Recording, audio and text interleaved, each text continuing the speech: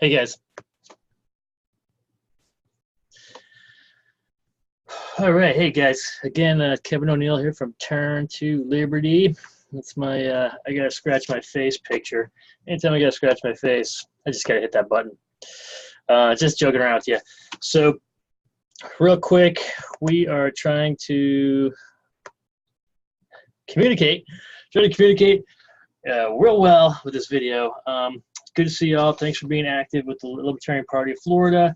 As you may or may not have heard, I have a couple suggestions in for bylaws, standing rules, and Constitution of the Libertarian Party of Florida documents. I'm going to try to make this quick, but it's really not a simple topic. There's really three things I'm going to be covering for this quick video, and I'm trying to get you up the learning curve fast, put you on target quick, and then we're going to go through the details of what the three changes are in detail, and then just give you a final wrap up. And actually, I have a news item I want to talk about at the end of this video. Real good news coming out of one of our most liberated states, I'll say, in the union.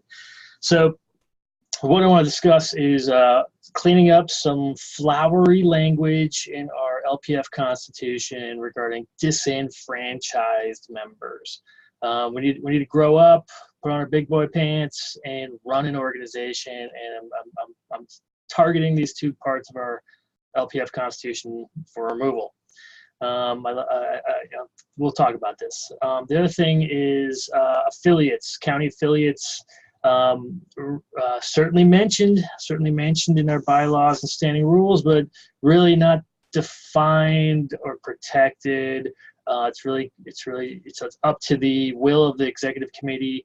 We're gonna try to bolster that a bit, add some guardrails or boundaries to what an affiliate is and what an affiliate is not. And what happens if you have an active county and you got two different groups saying they're an affiliate?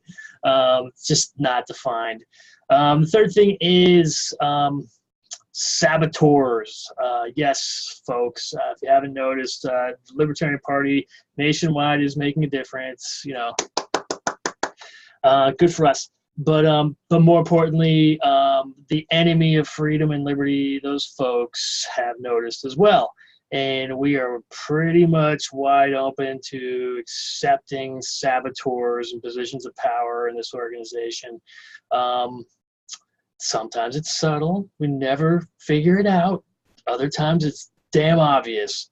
And presently, the means for removing a member at the state organization is ridiculous. Take it from us in Hillsborough.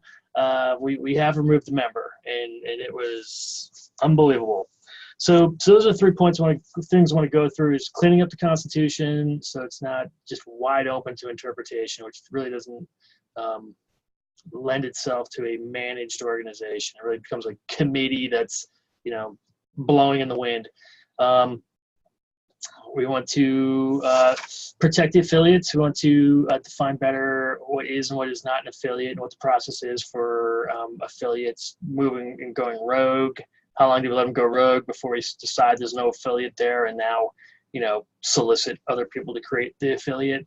And then removal of members, bad actors, saboteurs, that type of thing. Certainly not trivial. We're going to go through that detail in length. So for those of you who are part of the EC now, part of the committee for the convention, and as you go about trying to set priorities for what's going to be heard first, I'm going to say what I'm proposing for the Constitution would be simple. What I'm proposing with respect to affiliates would also be simple. Please put those high on the agenda list. And then regarding removal of members, that's a little bit more complicated. Still something I will argue now really needs to take place. So LPF, let's get her done. So, all right, so let's see if we can find my spot here. It's regarding the LPF Constitution. The title of my motion is deletion of wide-ranging to interpretation and ambiguous statements within core document, our Constitution. So I'll just read the two sections I want to remove, and we can talk about that briefly, or at least I'll talk about it. Section 3, it reads, no change in the bylaws or standing rules may have the effect of disenfranchising a member. Disenfranchising a member. I have no what to say. We all know what that means, but our top document that controls all lesser documents, like our standing rules and our bylaws, and of course the behavior of our voting executive members, these executive committee members, has this thing about disenfranchising of a member. So, you know, this is just way too broad.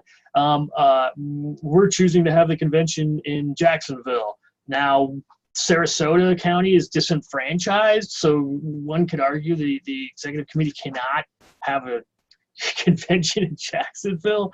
It's a, where do you go with this? So I'm basically advocating just delete this. This is like flowery language, makes people feel comfortable.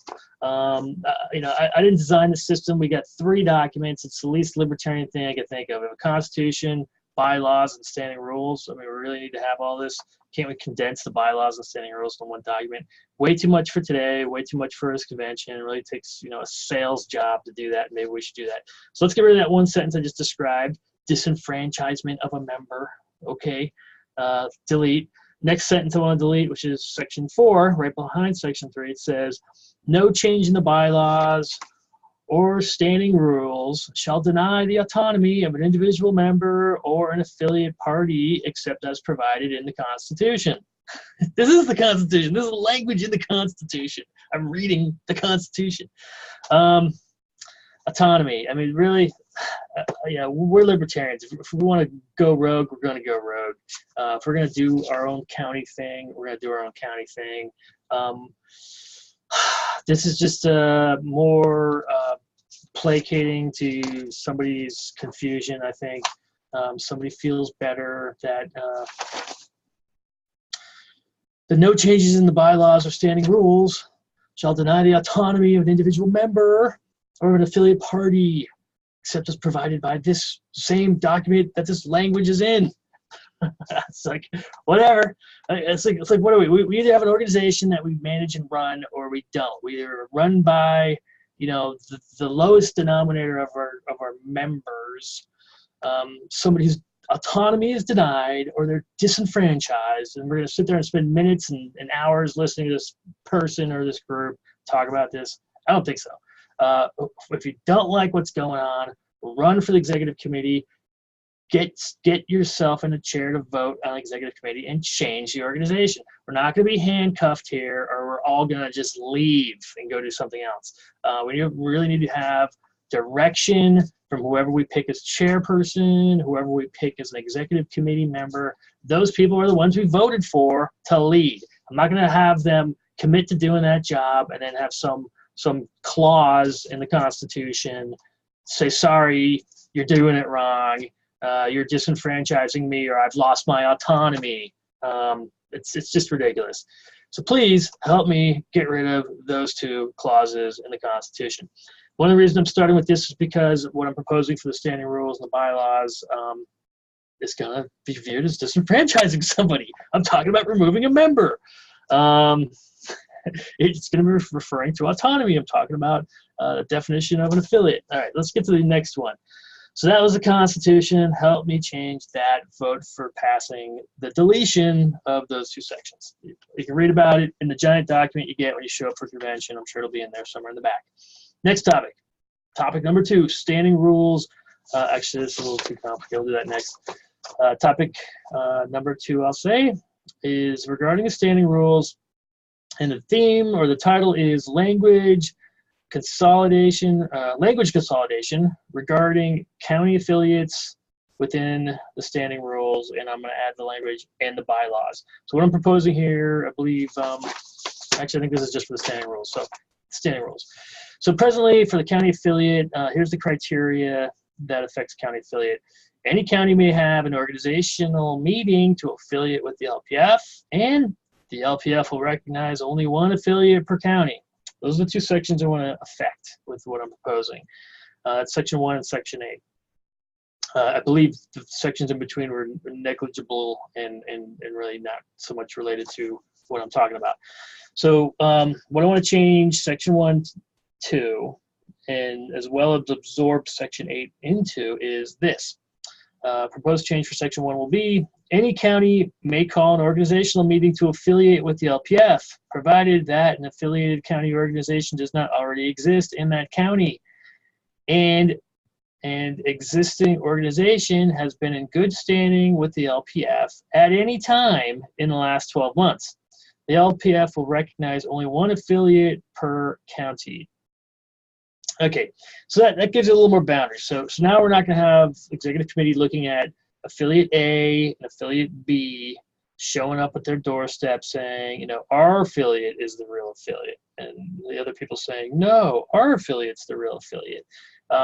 This may seem obvious, but presently the language is wide open where multiple groups can show up at the LPF out of one county and say, we want to be the affiliate. And none of it's defined in our documents, even though we have 3 documents. It's not defined. So, so basically what I'm saying is I'm really trying to speak from a position of not having our organizations taken over by interlopers, people from other groups, socialists, Marxists, communists, who look at us as low-lying fruit. We may be a splinter political group, and we only have like 30,000 registered LPF voters statewide, but we beat the spread for the difference between Gary Johnson and Hillary Clinton's vote in Florida. The amount of I think I said that wrong. The spread between Trump and Hillary Clinton, Gary Johnson beat that spread. I'm looking at him up on the wall here. I'll just flash it real quick. We got Gary Johnson on the wall here in the room. So if Gary Johnson had that run, whatever that count was, I don't have the numbers memorized, but it was a bigger count than the difference in vote between Trump's win and Hillary's loss in Florida. Okay, ours was bigger. They're going to notice that. There's some smart people running those 2 parties, and they're going to be like, wow, how do we prevent that from happening again? Obviously, we think they're never going to be able to prevent that from happening again. But we think we're growing. We think they're shrinking. So taking over a county affiliate, especially in a city like Tampa here, where Hillsborough County is a big deal. I'm proposing we don't have competing affiliates in the same county showing up at the executive committee meeting saying, you know, you should pick us. We're the real affiliate. And we don't want to have this open to interpretation by the sitting members of our LPF executive committee either. I want to give them some guidelines to work off of so their job's a little bit easier. Now, regarding autonomy, I did speak about that in the constitutional document earlier. Yeah, I'm a libertarian, and I support folks going rogue and leaving organizations and you know, being that rifleman on the side of a mountain, you know, hunting for their own food and exiting our society and living off the land. You know, pure play kind of libertarian. But we're a different group. We're the folks who are involved in politics and trying to free a nation of people who are stuck under these existing authoritarian regimens. We're trying to do it in the way that we've been outlining it in our platform documents. So with that in mind, typically large organizations aren't leading in the thought in the debates over thinking, policy thoughts, issues of the day, culture thoughts. They're typically lagging and following people in small organizations and events, really reacting to this stuff. So with that in mind, an affiliate could potentially choose to leave the LPF, and this language saying that they are the affiliate if they've been in good standing any time in the last 12 months. So I don't want to take away an affiliate's ability to speak. And one of the most powerful ways to speak is to get up and leave. Voting with your feet is extraordinarily powerful. And I think giving an affiliate a good 12 months to put that stick in the LPF's eye is valid. And that's what I'm saying here is, you got 12 months to go rogue, folks. Get your goddamn message out. Do what you got to do. The smart move would probably be to, wrap up whatever you're trying to do in 12 months so you can reaffiliate back with the LPF And if not, people will spin out of that group, and they have the freedom to come back to the LPF and reaffiliate as a subgroup or as a separate group, whatever the deal is. So I'm keeping that in mind. You know, I love voting with my feet too, and so that's the second item. Again, it's called language consolidation regarding county affiliates within standing rules. Help me change that as well, and that's item 2. Item 3. Let's see. Make sure I can read this really well. Okay, item 3. This is called removal of member. We had a member named Lorena Bobbitt. No, I'm just joking. Removal of member. So standing rules. This is actually the same language I'm proposing for standing rules and bylaws. Again, I want to bring you back to the changing of the Constitution. I had those 2 sections deleted regarding disenfranchisement, and autonomy. I think it was autonomy. Allowing the members to be free. Yes, disenfranchisement and autonomy. Yes. So now we're talking about removal of a member. You can't really disenfranchise a member more than removing them, and that's what we're talking about here. So at present, there is a process. As some of you know who've been here for a few years, we've had this process initiated a couple times. Hasn't gone the distance. Here in Hillsborough, we have had the removal of a member. Now, I just was speaking generalities, okay? We're wide open. We have few controls over who joins us. 1, you're registered to vote, Libertarian Party of Florida. Anybody who can register to vote can do that. 2, you fill out our form, which is basically a 1-page application with your name, phone number, and a testament that you will oblige and believe in the non-aggression principle, not using, I think it was force and violence to further your personal or political gains. That's it. But this is an important thing because this is legal presently. I think we've been scrutinized and deemed to be just fine with our bylaws with the state, and we require this thing to be signed, this application basically, and an attestment. I don't think we don't charge any money to be a member. Other parties do charge money to be a member. If you want to vote in the GOP or the Democrats at the executive committee level or at a convention, you're paying money to do that every year, or forget it. That's the deal here in the state of Florida. This deal here at this affiliate. I think all affiliates, not to deal so much with Libertarian National Committee, but I think the price is only $35 every 2 years, and you too can vote. Very low hurdles. People can jump in here, play the actor, be in a position of power, and begin sabotaging us all day long. The only way to remove these people is a violation of the NAP, okay? If anyone's been on social media, you know how ridiculous the conversations get with regard to critiquing whether person A or person B violated the NAP, and it just goes on forever, and it's ridiculous. I think we can all understand, spousal abuse, strong arm robbery, murder, fist fighting for the benefit of personal or political gain can be easily described as a violation of the NAP. But somebody could have that moment of clarity just the day after and go, I'm so sorry. I'm never going to do that again. I'm signing the NAP. Here's my signed NAP. I'm good to go now. Now, those people aren't really respected, and I haven't actually seen that exactly happen, but there's no way to stop that. So one of the things I'm proposing adding is the language of not only the option of removing a member because of violation of NAP, but also the option of removing a member because they've been damaging to the mission of the organization. The mission. All right, so none of this is going to be black and white. It's all going to be case specific. So I want to change the language. I'm going to read what I'm proposing to have done. And again, we had this happen here in Hillsborough. We went the full process to remove a member here. It was excruciatingly time-consuming, exhausting, volunteer organization destroying process.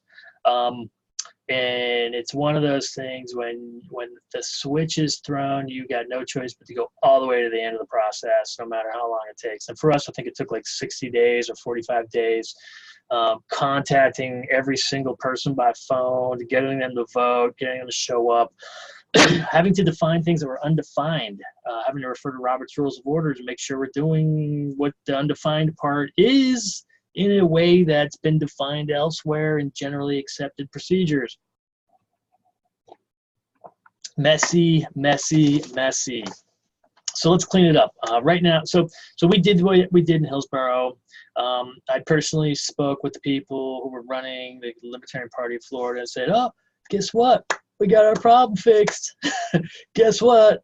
That problem's showing up at your front door, and it's probably going to be in like an hour. And you guys, we here at LPF had no means to fix it. And there was no stomach to fix it because they understood what the process is like. It's a nightmare. Here we go. So last item here, removal of a member. This is the language I'm proposing for both standing rules and bylaws. Why we have standing rules, bylaws, Constitution, plus Florida statutes. But really, a libertarian organization's got 4 layers of documents. I don't understand, but standing rules and bylaws could probably be combined at some future meeting. But at this point, let's just put this language in both of those. Just drop it all in, and we can pick through it if you want. Okay, what I'm proposing has a lot of processes. Starts with the executive committee. They deem this person to be a problem. Then goes to a members meeting for a vote to be resolved. And then after that, person's out for a year, and they can reapply by just going through the executive committee to get voted back in. That's a super quick process. Here are the details. I'm going to read this to you. Again, I'm scratching my face here, and before I scratch my face too much, I should probably put up my I'm scratching my face image. Okay. So, removal of member. Here's the language. A motion to revoke the membership of a member of the Libertarian Party of Florida may be brought before the LPF Executive Committee only by a voting member of the EC, claiming that the member's actions have been damaging to the mission of the LPF, comma, or that the member has violated the non-aggression principle. A second shall be required to bring the motion to a vote. The motion shall pass upon at least 2/3 roll call vote of the executive committee. Okay, so I mean that's pretty straightforward. You get those two. Pick your favorite criteria: violation of the NAP or damaging to the mission of the LPF. You're gonna have to have 2/3 of the EC. You have to, someone bring the motion, someone second the motion. They have to have 2/3 vote of the EC. To complete that step of the process.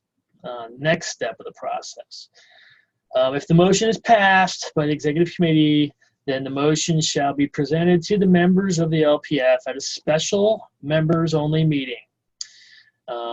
At such meeting, the members shall have the opportunity to, the member, which would basically be the targeted member for removal, the member shall have the opportunity to address orally or in writing the motion to revoke such members with apostrophe S membership.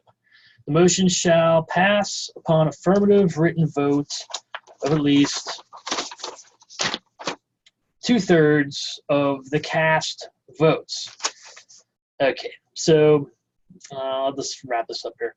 Attendance and communications at members' meeting may be made by multi-user electronic communications such as Skype, Zoom, Google Hangouts, or other available technology.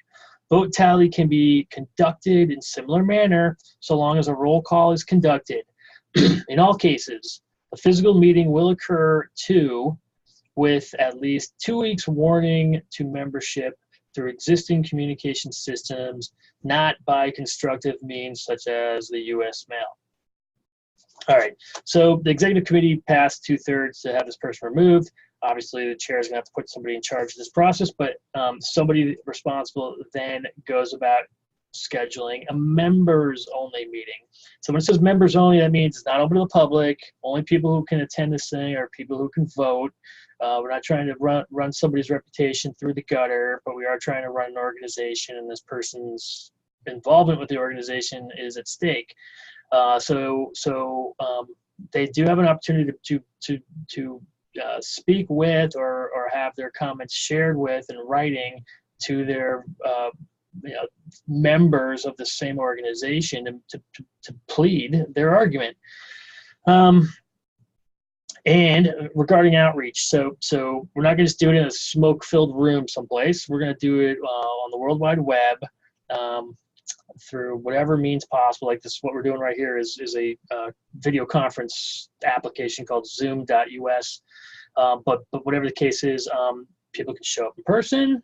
People can show up on Zoom. People can stare at the screen, see all the participants. Somebody's going to moderate, the electronic and the physical meeting. Obviously, the secretary will have to take a roll call, and people's names and people's votes will be tallied, and 2/3 is what makes this person leave.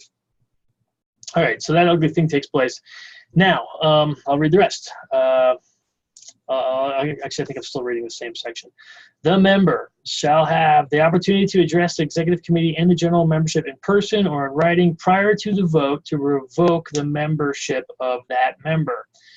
If the member's membership is revoked, then the member shall choose to apply for reinstatement of membership in the LPF at any time after 1 year from the date of the vote of the general membership to revoke such member's membership in the LPF. The motion to reinstate membership must be brought during an LPF EC meeting by a voting member and must receive a second by another voting member. The motion shall pass upon at least a 2/3 of cast votes of the LPF EC. All right, so person's been removed. They've aired out for a whole year. They just have to be involved, so they come back. And those responsible people in the executive committee, we have to get a first and a second, and 2/3 of the body of the executive committee in a roll call vote would have to say yes to returning this person to good standing. Why is Kevin O'Neill down here in Hillsborough County proposing these changes? Motivation is certainly something to look at. I got a couple different versions of motivation. Not only have we been burned by this process here in Hillsborough, we've actually, we had bylaws, they did work, they were pretty good, but there was ambiguity. We had to go to these other documents like Robert's Rules of Order to look for precedents. We really had to put a whole legal case together justifying what we're doing in the schedule and everything. Not everyone can handle that. So we rewrote our local bylaws after that. We learned something. I learned something. The people who helped with our bylaws changes learned something. I'm trying to impart this learning onto the LPF. At the time of our incident, the LPF was not able to handle this. They literally said there's no way we're going to deal with that mess because they didn't have the tools. All they had was a violation of the non-aggression principle. They didn't have this other beautiful thing called working against the mission. What was the language? Let me just read it. The language was damaging to the mission. Members' actions have been damaging to the mission of the LPF. That's basically, we exist for one purpose, and if someone's working against us, they gotta go. So I'm trying to give the tools to the Libertarian Party of Florida's Executive Committee to manage things. You guys are volunteers. Last thing you want is your hands tied.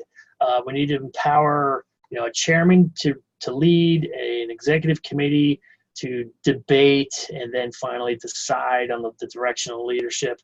And the last thing we want to do is have them tied up with constitutional language that's so aloof. Anybody with an IQ over 60 could argue that they're being disenfranchised or their autonomy is at stake in, delay decisions, remove support for trying to push the management of the organization forward just by claiming to be a victim. There are true victims, but the ones I'm talking about are the ones that are just manipulating us because of our core documents not being in order, in my opinion. That's pretty much it. The the other half of the story, I'll leave it up to you guys to bring. I think I should probably mention, I think Ryan Ramsey has language regarding membership, I think removal of membership. I haven't critiqued what he's written. I'm not sure if he's critiqued what I've written. I think all of our documentation got pushed up onto the LPF website only like a week ago. But Mr. Frank Culture, if I'm saying your last name correctly, is going to be pushing this video out there, and you're welcome to edit this thing up in chunks. So that's the quick story here from Kevin O'Neill. I am planning to attend up there at Fort Walton Beach, Florida. Man, I feel bad enough that I have to wear pants in Florida because it's January, but boy, I'm gonna have to bring a jacket with a zipper up there to Fort Walton Beach. Holy cow. And I am going to advocate we move this next convention to a nice place like, you know, the Keys, Key West, Florida, maybe Miami-Dade, Key Biscayne, Ritz-Carlton. Maybe we got a line on the Ritz-Carlton down there. Someplace hot and warm we could fly some talent in from elsewhere in the country because they love coming down to Florida. Let's pick a nice spot where we can fill the room with some exalted ones. All right, I promised you news. I promised you news. There's good news today. So I want to give a shout out to Dan Johnson from what the hell, Tax Something Institute. I'm sorry, Dan. He's like this fabulous, like 20-year-old activist who created his own organization called the Panda Organization. He's been focused on the National Defense Authorization Act since before he got out of high school. This guy's got it going on, and I think he's helping I forget, Tax Institute. Sorry, man, I'm choking on it. But he turned us on to us here. He turned us on here at Turn to Liberty to Idaho, state of Idaho. In fact, this little committee called the State Affairs Committee up there in Idaho that met this morning to discuss a topic. I spoke to the chairman today, Thomas F. Lorscher, up there. Picked up the phone, like first ring. I gotta love those people in Idaho. Representative just picked the phone up. How can I help you, sir? I was flagged it for him. Like, I heard that you guys are doing a 10th Amendment effort to nullify portions of the National Defense Authorization Act, and I want to say, if this is even remotely correct, I applaud you and support you in doing it. So I did have a conversation with him. He told me that it wasn't his language that he was pushing forward. It was another member of his committee called, and these are in the House side of the Idaho Legislature. The gentleman's name, the hero of the day, is Brian Zollinger. Brian Zollinger, big thumbs up from Turn to Liberty down here in Hillsborough County, Tampa. Maybe you can come down and speak to our affiliate. We're having our own convention, I think, in April. That might be before your session's over up there. But he's from District 33 up there in Idaho. District 33 in Idaho. And his bill number is 461. So Bill 461 was introduced this morning, passed out of the State Affairs Committee, so I understand, or at least got listed.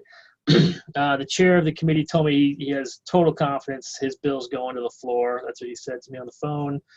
For whatever that is worth, they have their process.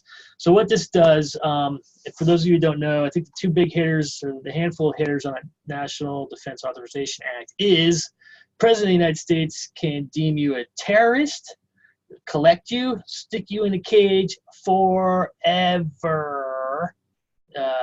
No trial, no jury, no processing. You're done. You're stuck in a cage in Guantanamo Bay. They probably have air conditioning down there, but it's still going to suck. That's the law, folks. Hasn't been challenged by the Supreme Court yet. Has not been overturned. You got none of your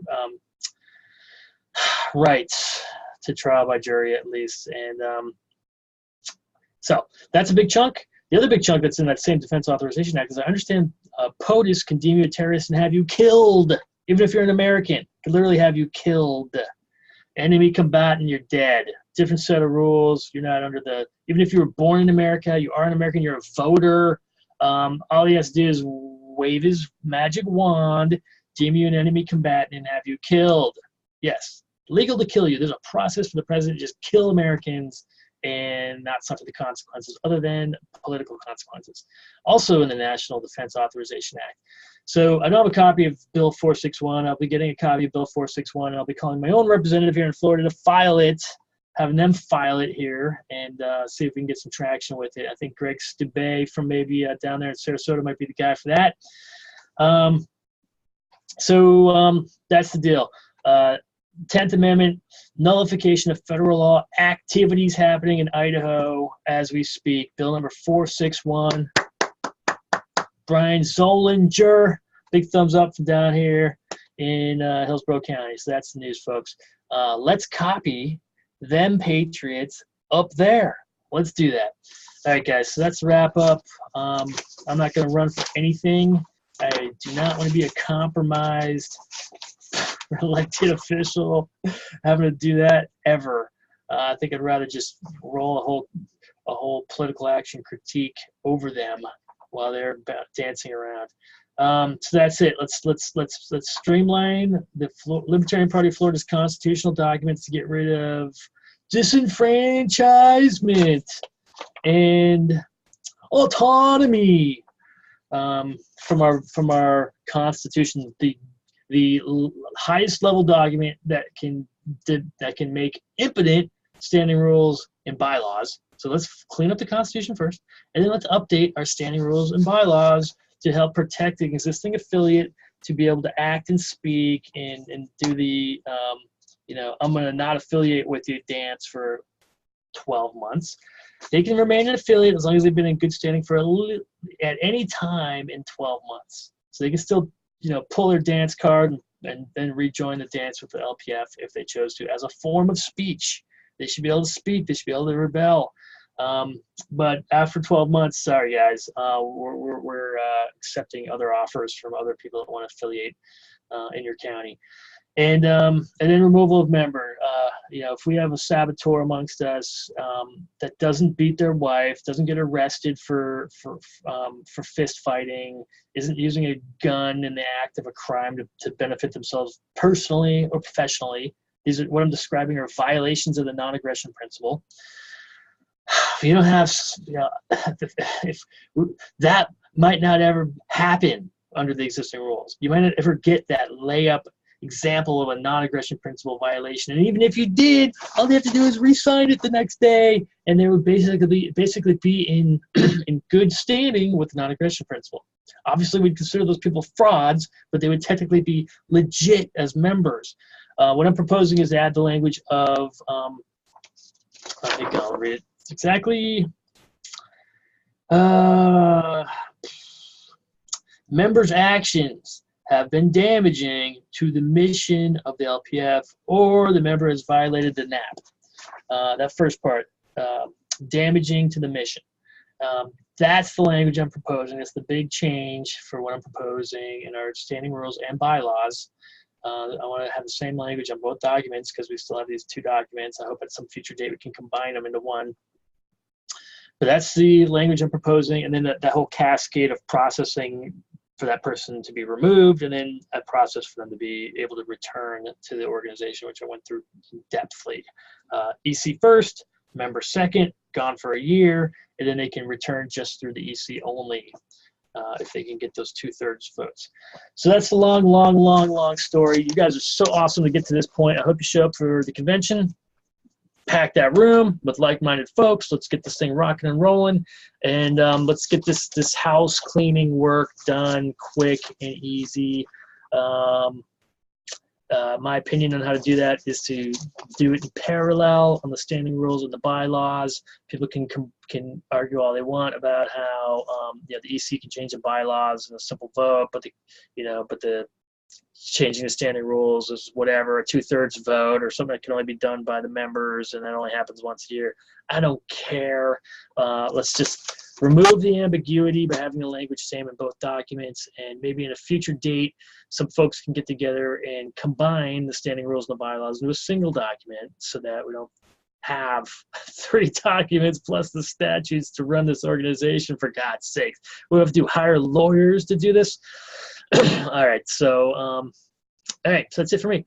you guys show up, keep doing what you're doing. Applaud y'all for doing what you can for getting our libertarian platform out into the public and ratified into our culture, ratified possibly into our county, municipalities, counties, and state laws and charters, and in those votes that go down.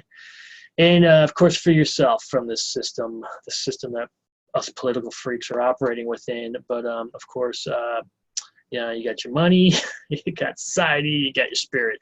I hope you guys are taking care of all that. So see you in a couple weeks.